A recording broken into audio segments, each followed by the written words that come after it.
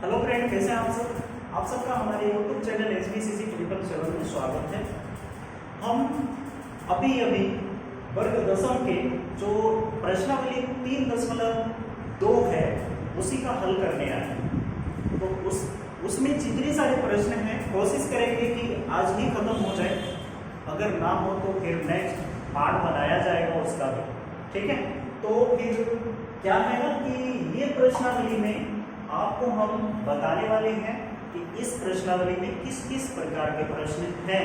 आप तो पहले भी ग्राफ के बारे में जान चुके हैं, ठीक उसी तरह दो ऐसे सम्स हैं जिसमें ग्राफ के बारे में बताया जा रहा है, ठीक है। इसके बाद पुनः हम आपसे अभी चर्चा भी करेंगे कुछ। तो देखिए, सबसे पहले दिया है निम्न समस्या में रैखिक समीकरण के युग्म बनाइए और उनके ग्राफ की विधि से हल भी कीजिए, ठीक है ना। तो ग्राफ की विधि इसमें भी खोज रहा है भाई। तो देखिए, सबसे पहले क्या बताया कि कक्षा दसम के 10 विद्यार्थी, ठीक है ना। विद्यार्थी की संख्या कितनी है? 10। नोट कर लीजिएगा, ये नोटिस करना है कि 10 विद्यार्थी ही है, विद्यार्थी ज्यादा नहीं है। ने एक गणित की पहेली प्रतियोगिता में भाग लिया। किसमें भाग लिया? गणित की पहेली प्रतियोगिता में भाग लिया। यदि लड़कियों की संख्या लड़कों की संख्या से 4 अधिक हो तो लड़कियों की संख्या क्या है और लड़कों की संख्या से 4 अधिक बता रहा है, तो प्रतियोगिता में भाग लिए लड़कों और लड़कियों की संख्या क्या है, ठीक है ना। तो चलिए अब 1 नंबर के प्रश्न 3.2 एक्सरसाइज का हम हल करेंगे। तो सबसे पहले क्या है, तो माना कि लड़का, माना कि लड़के की संख्या, लड़के बराबर में x और लड़कियां, लड़की बराबर में y। x और y हमने लड़का और लड़की को मान लिया, ओके।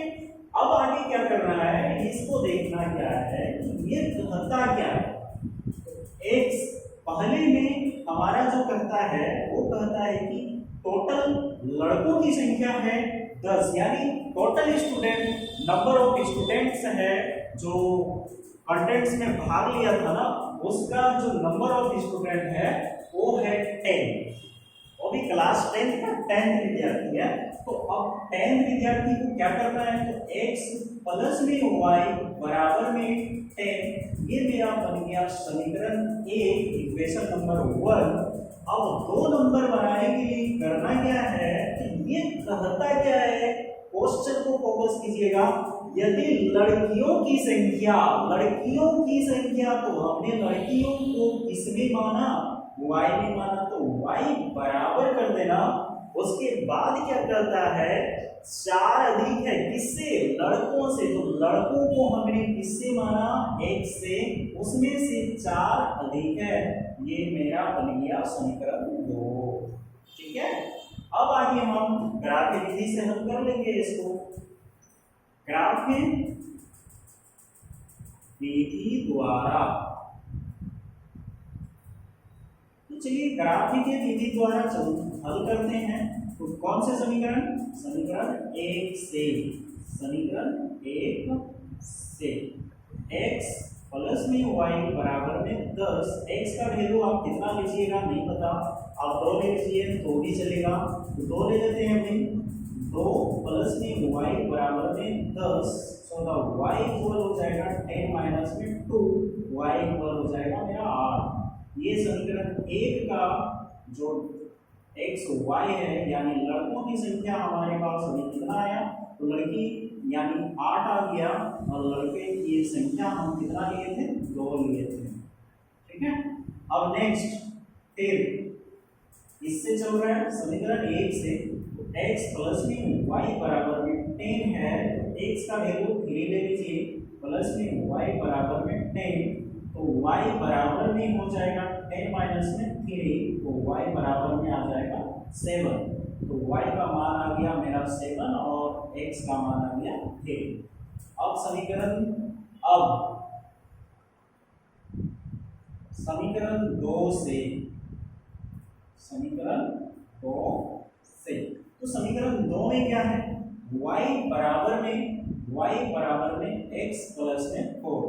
तो y का वैल्यू कितना लेना है, तो y का वैल्यू अगर हम शून्य ले लेते हैं, चलो ठीक है, तो कुछ भी नहीं लिए, एक ले लेंगे या दो ले लेंगे, तो यहाँ पे कितना हो जाएगा, तो अगर एक ले लेते हैं तो 3 आ आएगा।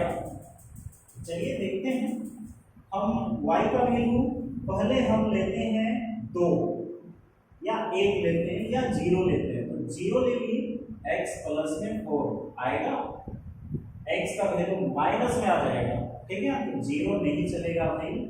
अब यहाँ पे हम 1 ले लेते हैं, तो x बराबर करेंगे तो कितना हो जाएगा, आप ऐसा कीजिए y का वैल्यू को ही हटा दीजिए, आपके सहूलियतों के लिए बता रहे हैं, x का वैल्यू डाल दीजिए यहाँ पे, तो 3 ले लीजिए x का वैल्यू, तो y बराबर हो जाएगा 7,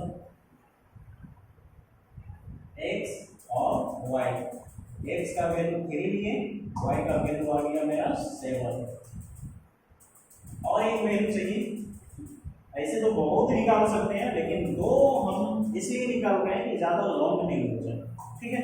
फिर कौन से समीकरण, समीकरण 2 से चलेगा y इक्वल में x प्लस में 4, यानी y इक्वल x का वैल्यू इस बार कितना लेना है, तो 2 ले लीजिए, प्लस में 4 हो जाएगा, y बराबर में 6 हो जाएगा, तो ये 6 और यहाँ पे 2 हो गया। अब ग्राफ खींच लीजिए इसका, यहीं पे खींच देते हैं हमें,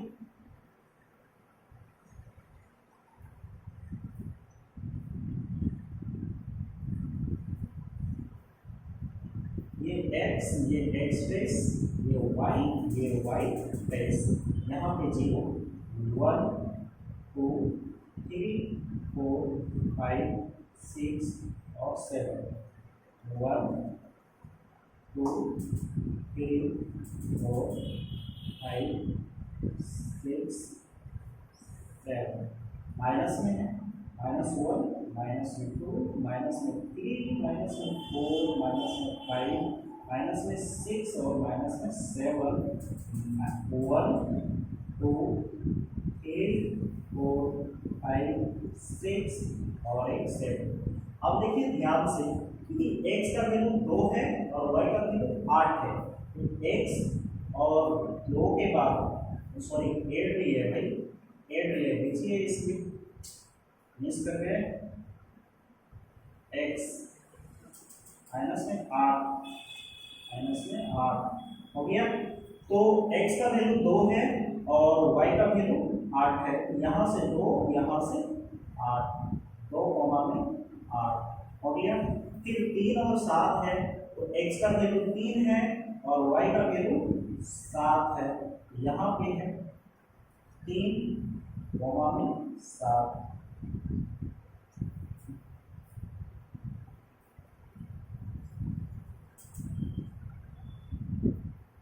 ये स्केल बैठा के खींचिएगा आप ग्राफ की कॉपी में, तो आपके लिए बहुत ही बेनिफिशियल होगी। यहाँ पे कौन सा इक्वेशन है, x प्लस वाई बराबर में 10, ये मेरा क्लियर। अब नेक्स्ट समीकरण 2 के लिए बनाएंगे, तो 2 के लिए क्या है, समीकरण 2 में x का वैल्यू 3 है और y का वैल्यू 7 है, तो 3 और 7 ये वाला ही है, x का वैल्यू 3 में 7, उसके बाद फिर क्या 2 और 6 है, 2 हो गया और एक क्या है हमारे पास 6, 2 के पास में जाना है 6, 2 में 6। अब ये वाला जो मिल गया ना, ये मेरा क्या वाला हल हो जाएगा,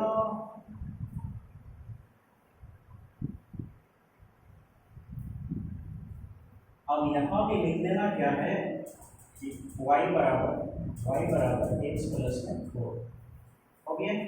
अब यहाँ पे y बराबर x प्लस में 4 हो गया। अब ध्यान से देखिएगा कि जहाँ हल हुआ ना, ये वाला भाग जो हल कट गया, तो 3 और 7 है, यानी हमारे पास जो है x बराबर में 3 होगा और y बराबर में 7 होगा। ये है आंसर, यानी लड़के की संख्या हो जाएगी 3 और लड़कियों की संख्या हो जाएगी 7, यही आंसर है। ठीक है, तो ये फाइनली आंसर आ चुका है। ओके, चलिए अब नेक्स्ट जो है अगले प्रश्न की ओर प्रवेश करेंगे। इसको आप लोग कॉपी कीजिए।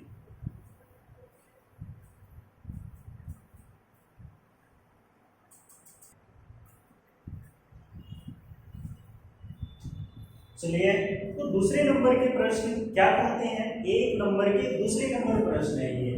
एक नंबर हमने बना लिया था। अब 1 नंबर का ही ये दूसरा नंबर का प्रश्न है। इसमें क्या कहता है कि 5 पेंसिल तथा 7 कलम का कुल मूल्य 50 रुपये है। कितना है? तो 5 पेंसिल है और 7 कलम है, उसका मूल्य 50 रुपये है। जबकि 7 पेंसिल तथा 5 कलम का कुल मूल्य ₹46 है। ठीक है, एक पेंसिल का मूल्य तथा एक कलम का मूल्य ज्ञात कीजिए। हमको एक पेंसिल निकालना है और एक कलम का मूल्य निकालना है। तो कैसे निकालेंगे ये भी देखना है। तो वही मेथड अपना लेना है जैसे अभी हमने लड़का और लड़की का निकाला था वैसे ही। तो माना कि ये भी हल करेंगे। माना कि एक पेंसिल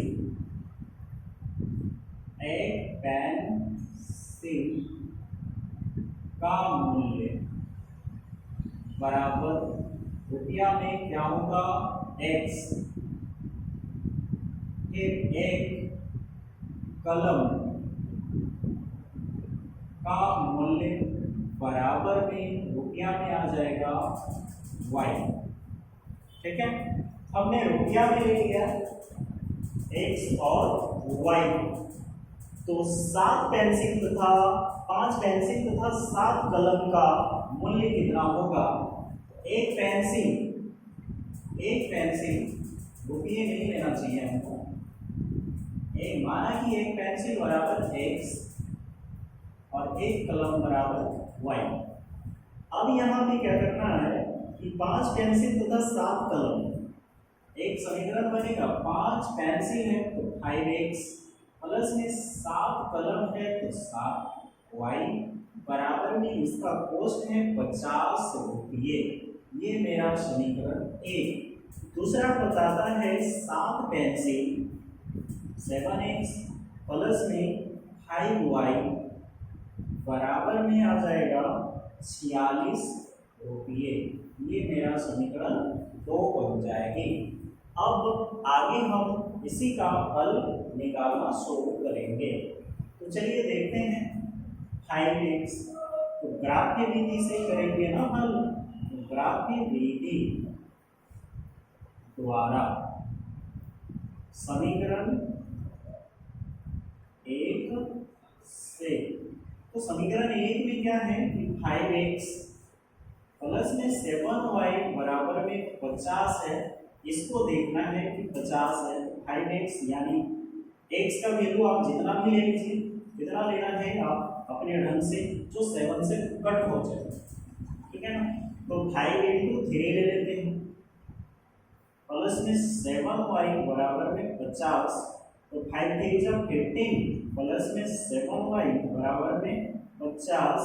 तो ये 7y बराबर 50 घटाओ में 15।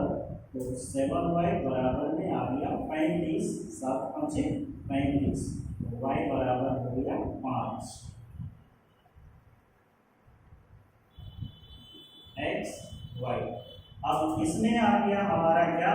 y का वैल्यू 5 और x का वैल्यू 3। ठीक है, नेक्स्ट अगला भी देखेंगे अभी। फिर समीकरण कौन से चलेगा? 1। फिर तो क्या है 5x प्लस में 7y बराबर में 50। तो 5x यानी 5 इनको में कितना लेंगे ये अभी सोचते हैं। बराबर में 50। 5 3 जब 15 हो जाता है। 50 है यहाँ, 7 के बाद हमें कटना चाहिए। तो 5 5 5 5 से कम 5 45 घटेगा नहीं। 3 से तो लेंगे 10 40 भी नहीं कटेगा। 2 से 10 हो गया। 3 से तो लेंगे 4 से अगर लेते हैं, 4 से अगर लेते हैं, 4 5 20, 20 अगर हो जाता है तो 7 से हमको दे देना। 7 y का वैल्यू ले लेते हैं ना, y का वैल्यू ले लेंगे, तो 0 ले लेते हैं y का वैल्यू।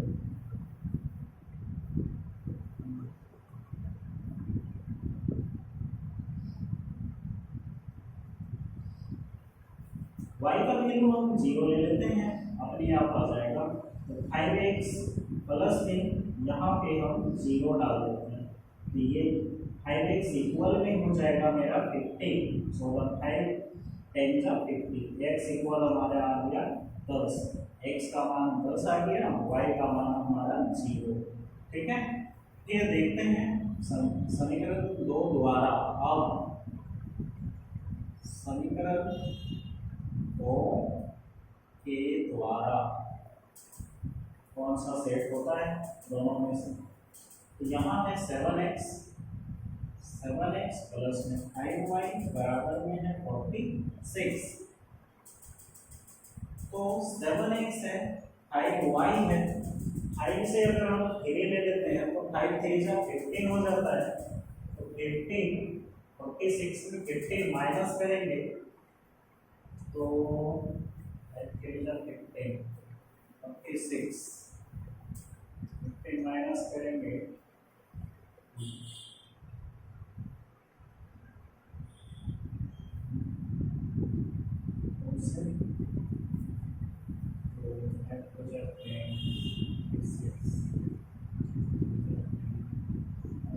-2 लेते हैं, ये हो जाएगा -2 लेते हैं। इसमें देखा जाए 7x प्लस में 5 -2 इक्वल में 46।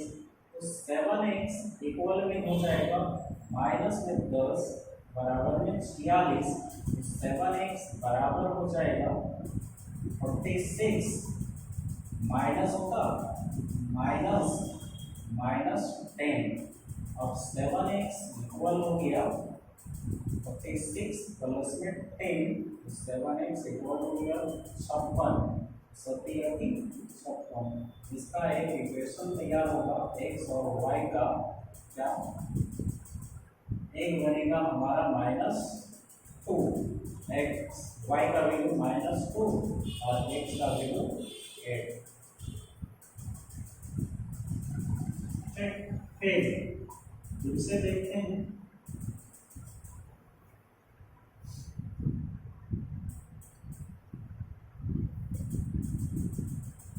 सेवन एक्स प्लस में 5y बराबर में 46। तो 7x प्लस में 5 इंटू में 5 लेते हैं बराबर 46। तो 7x प्लस में 5 25 बराबर 46। 6 में 5 किया 1, 4 में 2 किया 2 बराबर ये हो गया 7x, 7 किया 21, x बराबर 3। अब x का मान आ गया 3 और y का मान आ गया मेरा कितना है 5। ठीक है, अब वैसे ही ग्राफ खींच देना है, कितना है हाईलाइट नंबर 8 10। तो यहाँ ग्राफ खींचिएगा 10 तक को सेट करने के लिए x y दो करके लेते हैं, 2 4 6 8 10, -2 -4 -6 -8 और माइनस में 10, माइनस में 2 माइनस में 4 माइनस में 6 माइनस में 8 माइनस में 10, 2 4 6 8 और 1 10। अब यहाँ समीकरण देखिएगा, x का मान 3 है और y का 5 है। 3 इस जगह आएगा 3 और y का 5 है, तो 4 के बीच में आ जाएगा 3, 5 हो गया। फिर 10 और 0 है, तो y का मान 0 है और ऐसे ही 10 है, x का मान जो है वो 10 है। x का मान में 10 जाना है, y का मान में 0 जाना है। तो 10 में 0, ये दोनों को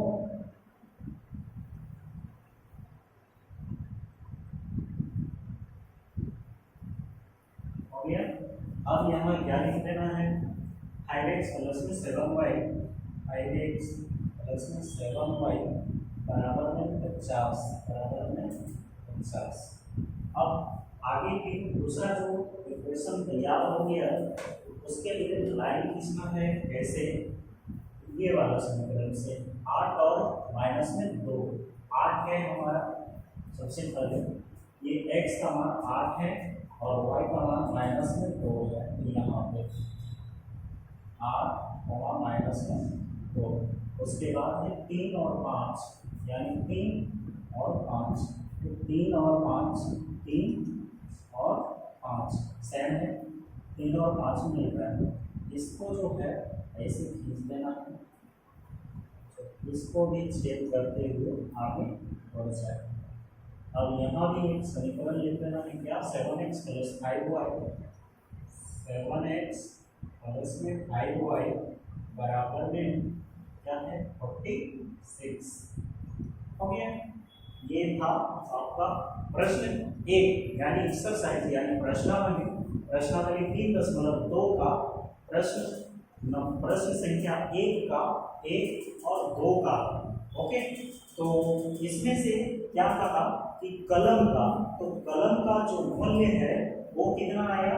तो कलम का मूल्य जो है ना वो 3 और 5 में आ जा रहा है ना, 3 और 5 ही हल हो रहा है, है ना। x का मान जो है पेंसिल का है, तो पेंसिल का 3 रुपये हो गया और कलम का 5 रुपये हो गया। बस यही तो था फर्क, कलम का मूल्य 5 रुपये, पेंसिल का मूल्य 3 रुपये। ओके, तो चलिए इसको कॉपी कीजिए, पुनः फिर दूसरे नंबर, इसके बाद वाले दूसरे नंबर पे हल करेंगे।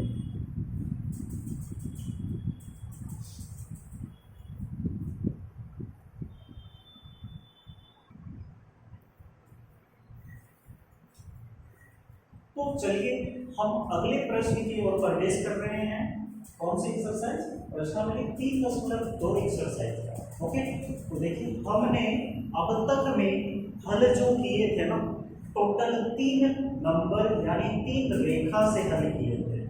कितने रेखा से, 3 रेखा से। एक रेखा क्या था आपका, ये भी बता दे रहे हैं ना आपको, एक रेखा जो था ना वो रेखा था इस टाइप से, यहाँ हल हो रहा था। एक रेखा था ऐसे, जो इसके ऊपर और एक रेखा चढ़ा हुआ होता है, ठीक है, ठीक। और एक रेखा आपका ऐसा था जो कि ऐसे था और ऐसे था ना। तो ये 3 मेथड से हमने हल किया और तीनों मेथड से हल करने के बाद हमें क्या क्या मिलता है इसके बारे में भी जानना है। तो ये समीकरण कहता क्या है, समीकरण आखिर बनता कैसे, ये भी जानना है। तो समीकरण, इसको हल करने से पहले हमको ये जानना अनिवार्य है भाई। तो समीकरण बनता है, देखिए ध्यान से, a1 में x प्लस में b1 में y प्लस में c1 बराबर में 0, फिर a2 में x प्लस में b, इसको यहाँ लिखना सही नहीं होगा, यहाँ लिख देते हैं a1 में x प्लस में b1 में y प्लस में c1 बराबर में 0, फिर a2 में x प्लस में b2 में y प्लस में c2 बराबर में 0। ये है मेरा समीकरण। अब इसको हम करेंगे क्या, तो ये वाला हल हो गया, ये वाला में भी हल है, ये वाला में भी हल है। हमने बताया था कि ये तीनों हल के नियम हैं। अब हम ये हल को कैसे सूचित करेंगे, तो देखिए ध्यान से, इस हल को सूचित करने के लिए क्या करते हैं, तो ये हल को हम क्या करते हैं, प्रतिच्छेदी रेखा। कौन सी रेखा, प्रतिच्छेदी रेखा। इस टाइप के हल को प्रतिच्छेदी रेखा कहते हैं। इस टाइप के हल को संपाती रेखा कहते हैं, संपाती रेखा। और इस टाइप के रेखा को समांतर रेखा कहते हैं। याद रखना कि ये समांतर रेखा, ये संपाती रेखा और ये प्रतिच्छेदी रेखा। क्यों है प्रतिच्छेद? क्योंकि ये एक रेखा है, ये एक रेखा है और इस जगह पे क्या कर रहा है?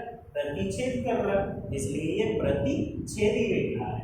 अब इस प्रतिच्छेदी का फॉर्मूला क्या है? तो देखिए ध्यान से, क्या होता है ना कि A1 बटा में A2 बराबर में B1 बटा में B2। अगर आपको अनिवार्य ऐसा नहीं है कि C1 बटा में C2 लिखना ही पड़ेगा सिर्फ प्रतिच्छेदी रेखा में, क्योंकि उसमें जो है ना प्रतिच्छेदी में कितने हल होते हैं? तो एक हल होते हैं, एक हल होते हैं। कितने हल? अगर पूछ ले कि कितना हल होता है प्रतिच्छेदी रेखा में, तो बताना है एक हल होता है भाई। अब संपाती रेखा में देखो, एक रेखा के ऊपर दूसरा रेखा जो है ना सुटेबल ढंग से चढ़ा हुआ इस टाइप से, ठीक है? इस टाइप से अगर चढ़ा हुआ है तो कितने हल हैं इस पे? बहुत सारे हल है ना। तो इसमें लिखना है, क्या लिखना है ये भी देखना है। इसका फॉर्मूला बनेगा A1 बटा में A2 बराबर में होगा B1 बटा में B2 बराबर में C1 बटा में C2। ये हो गया हमारा संपाती रेखा का फॉर्मूला, ठीक है? अब यहाँ इसको क्या लिखना है? तो लिखना है अनेक हल है। क्या लिखना है? अनेक हल है। अनेक हल है। एक रेखा के ऊपर दूसरी रेखा चढ़े रहेंगे तो हल तो जरूर होंगे ना। दूसरा ये वाला क्या है? तो दो मिल रहा है ना, तो इसमें लिखना है A1 बटा में A2 बराबर B1 बटा में B2। ये अनइक्वल होता है C1 बटा में C2। दो ही समान है, इधर नहीं है, इसलिए इसमें क्या लिखना है? कोई हल नहीं है, कोई हल नहीं है। आ गया होगा समझ में? अब इसमें फिर क्या कहता है कि ये वाला संगत होते हैं। ये क्या होते हैं? संगत होते हैं, संगत युग्म है। ये भी संगत युग्म है और ये असंगत युग्म है। समझे?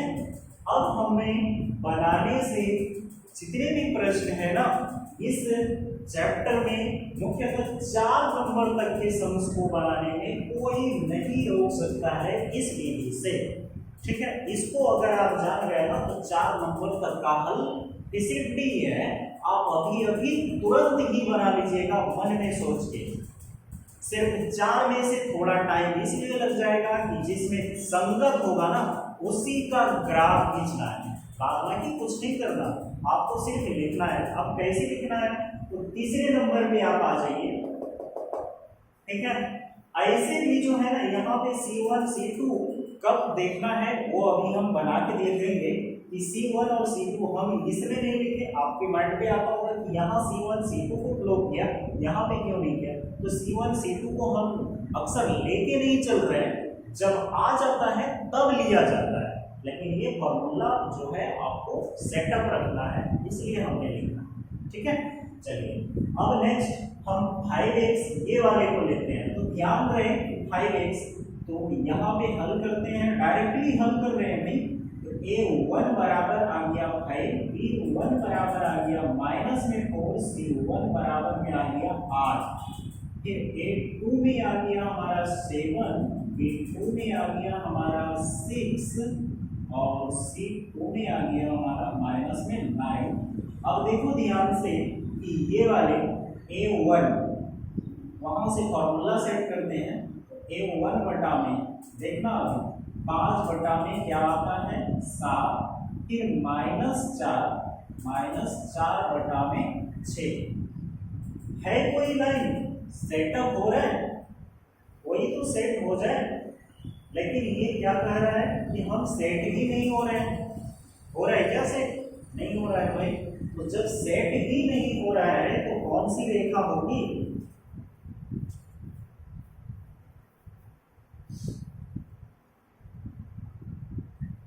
सॉरी, हम थोड़ा सा मिस्टेक किए हैं, कहाँ?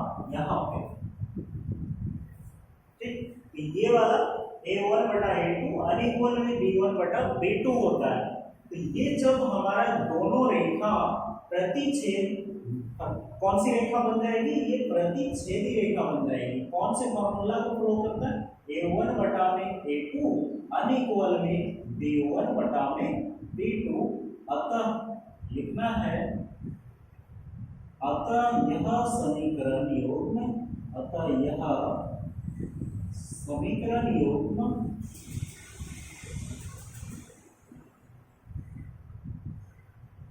प्रतिच्छेदी है।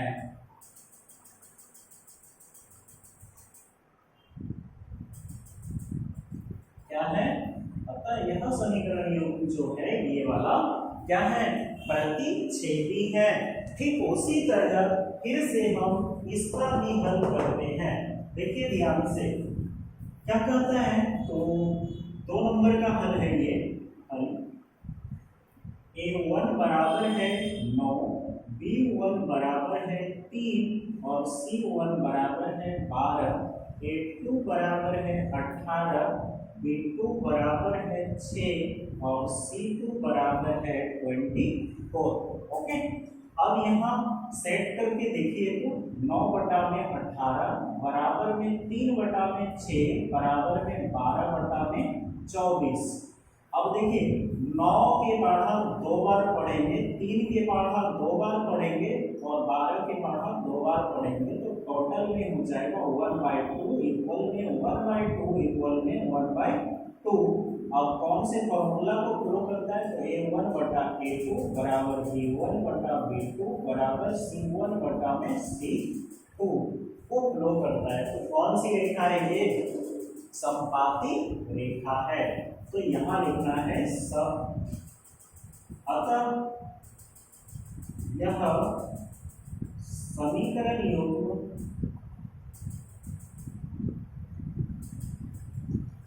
समपाती रेखा है।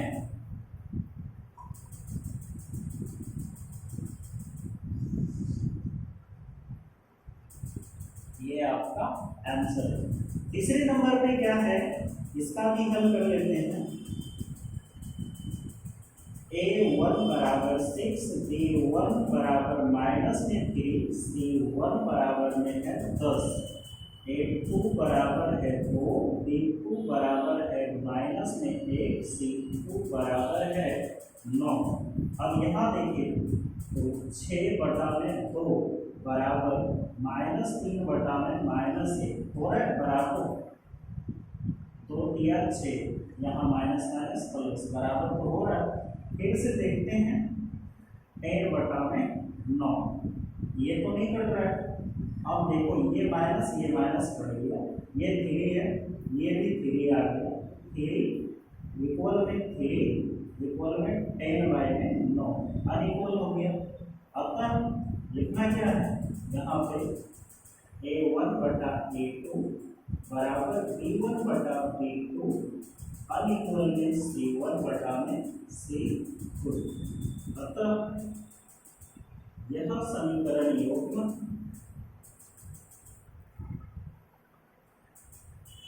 समांतर रेखा में है। ठीक है ना? तो ये समांतर रेखा में हो गया, हमारा जो है ये बन के तैयार हो गया। ठीक है, तो ये सारे, इसको आप अच्छे ढंग से याद रखिएगा। अभी और भी आगे सम्स मिला है, क्या है सम्स जो तीसरे नंबर में है। ठीक है ना? तो तीसरे नंबर में बताता है a1 बटा a2 कोमा दिया है, b1 बटा b2 दिया है और c1 बटा c2 दिया है कि तुलना कर ज्ञात कीजिए कि निम्न रैखिक समीकरण के युग्म संगत है या असंगत है। तो संगत कौन से होंगे, हमने आपको बता दिया कि जब प्रतिच्छेदी रेखा होगा तो संगत होगा, संपाती रेखा होगा तो संगत होगा, और समांतर रेखा होगा तो असंगत होगा। अब आप लोग जो है इसको हल कर लीजिएगा, अन्यथा हमको अभी करना ही है। तो आप लोग कोशिश कीजिए हल करने का और पुनः देखिए।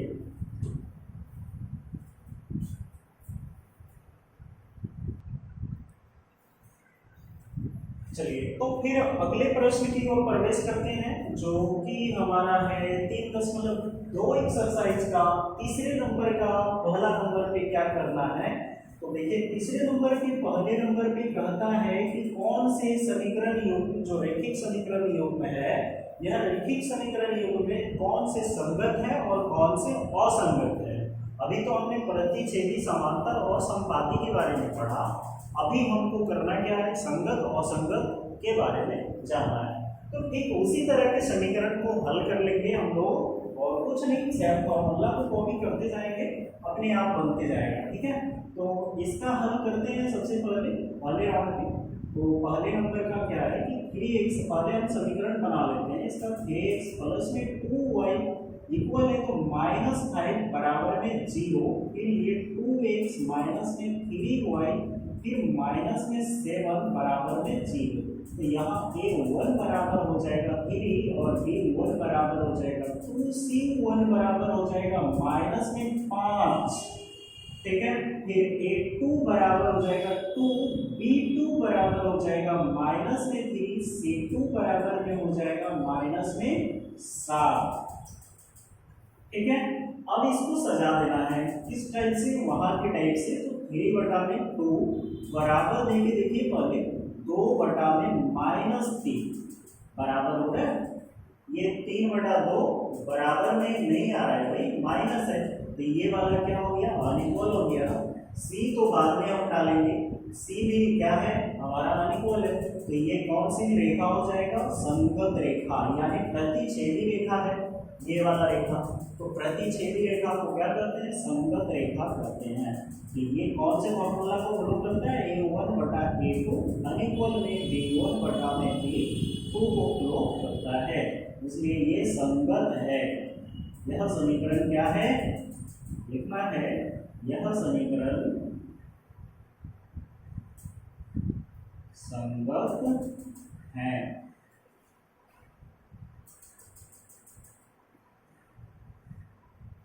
फिर से ये वाले समीकरण का हल करेंगे हम। तो पहले हल कर लेते हैं। तो 4x माइनस में 8y माइनस 8 बराबर में 0, फिर है 4x माइनस में 6y माइनस में 9 बराबर में 0। अब इसमें भी a1 बराबर क्या हो जाएगा 2, b1 बराबर हो जाएगा -3 और c1 बराबर हो जाएगा -8। a2 बराबर हो जाएगा 4, b2 बराबर हो जाएगा -6 और c2 बराबर हो जाएगा -9। अब सजा के देखिए 2/4 बराबर -3/6 बराबर में आ जाएगा -8/9। ये माइनस माइनस कट गया, फिर 2 जा 6, ये माइनस माइनस कट गया और कुछ नहीं है भाई, 2 2 जा 4, 1/2 बराबर में 3/2 बराबर में 8/9 अनइक्वल है। तो ये कौन से फॉर्मूला को फॉलो करता है, देख लीजिए। a1/a2 बराबर b1/b2 बराबर अनइक्वल c1/c2। अतः लिखना क्या है, अतः यह समीकरण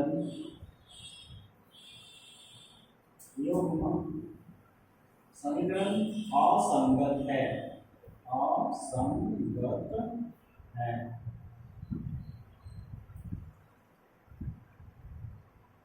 हो गया। अब समीकरण जो है ना ये वाला हल करेंगे तीसरे नंबर का। ये थोड़ा सा आपके समझ से परे होगी, लेकिन बहुत इजी है अगर आप बनाए तो देखिए ध्यान से क्या है। इसका हल कर लेते हैं पहले हम। तो इसको हल करने के लिए ना इसका एलसीएम करो। एलसीएम करेंगे तो हमारा क्या आ जाएगा 6 आ जाएगा, ठीक है। अब 6 आ जाएगा तो ये 3 3 का कितना हो जाएगा 9x प्लस में 5 ऊर्जा में हमारे पास आ जाएगा 10y बराबर में 6 और 6 7 का कितना हो जाता है 42। ये मेरा समीकरण जो है माइनस में 42 आएगा बराबर में 0, ये मेरा समीकरण 1 बन गया। फिर ये 9x माइनस में 10y बराबर में 14, ये सॉरी माइनस में 14 बराबर में 0, ये समीकरण 2। a1 बराबर हो गया 9, b1 बराबर हो गया 10 और c1 बराबर हो गया 42। a2 बराबर हो गया 9, b2 बराबर हो गया माइनस में 10 और c2 बराबर हो गया माइनस में 14। ये भी माइनस में है 3। अब इसको सजाइए तो 9 बटा में 9 फिर बराबर 10 बटा में माइनस 10, ठीक है ना। अब देखो यहाँ पे क्या है माइनस माइनस है नहीं, लेकिन यहाँ पे क्या है माइनस 10 आ रहा है और दोनों का कटने के बाद वैल्यू क्या आ रहा है 1 आ रहा है, तो ये भी 1 हो जाएगा, ये भी माइनस में 1 हो जाएगा, तो दोनों क्या है बराबर नहीं है। तो यहाँ क्या लिखना, ये क्या कौन सी रेखा बनेगा प्रतिच्छेदी रेखा बन जाएगा, तो ये संगत हो जाएगा। और लिखना है अतः यह समीकरण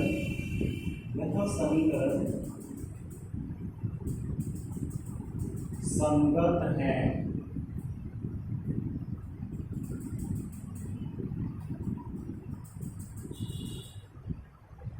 फिर से हमारा ये वाला हल चलेगा, तो 5 नंबर का तो इसका समीकरण बना लेते हैं। 5x माइनस में 3y बराबर नहीं होगा माइनस 10 हो जाएगा 11। फिर यहाँ है माइनस में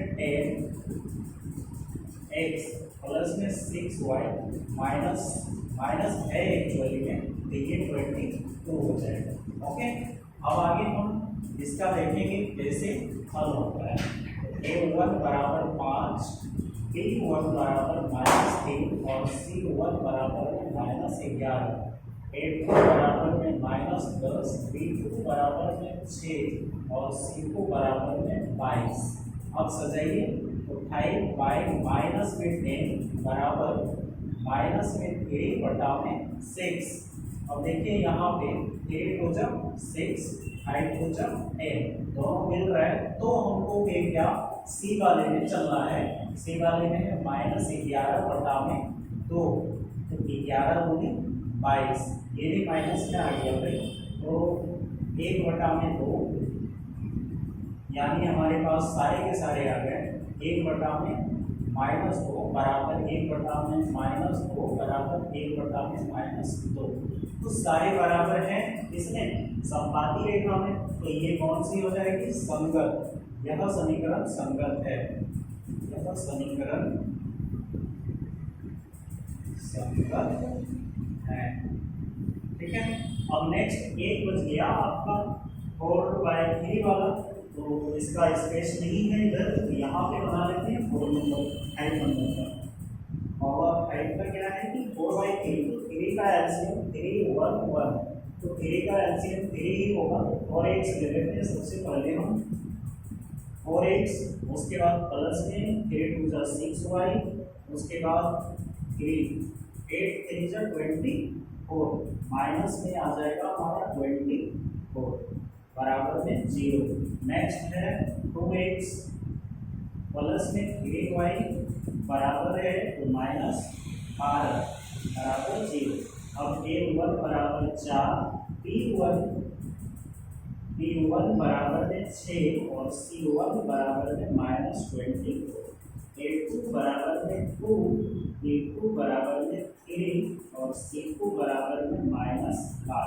अब सजाना शुरू कीजिए, तो 4 बटा में 2 बराबर 6 बटा में 3, तो पहले इसको काट लीजिए, तो 2, तो दोनों बराबर हो गया, तो तीसरा भी लिखना है भाई, तो माइनस में है 24 और माइनस में है 12, ये दोनों कट गया 12 दूनी 24, ये भी बराबर हो गए हैं, 2 बराबर 2 बराबर 2।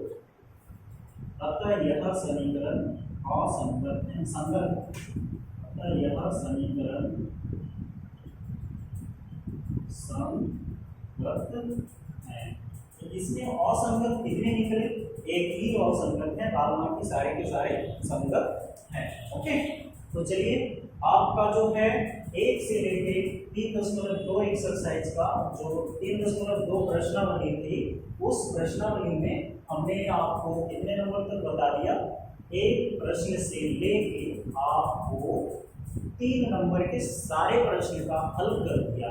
ठीक है, तो आप लोग अपने गली मोहल्ले में अपने दोस्तों के पास हमारे चैनल के बारे में बोलें और आगे ये भी करें कि हमारे वीडियो को देख के कम से कम आपके गली मोहल्ले के बच्चे को कम से कम अच्छे नंबर से तो क्लास 10 के गणित में अच्छे नंबर से तो पास कर सके। ठीक है, तो फिर क्या है कि आप अपने अपने गली मोहल्ले में बोलें, अपने दोस्तों को बोलें कि हमारे चैनल को सब्सक्राइब करें, और जैसे ही वीडियो छोड़ेंगे सब्सक्राइब करने के बाद आपके पास नोटिफिकेशन जरूर चल जाएगा। ठीक है, तो थैंक यू फॉर वॉचिंग, धन्यवाद।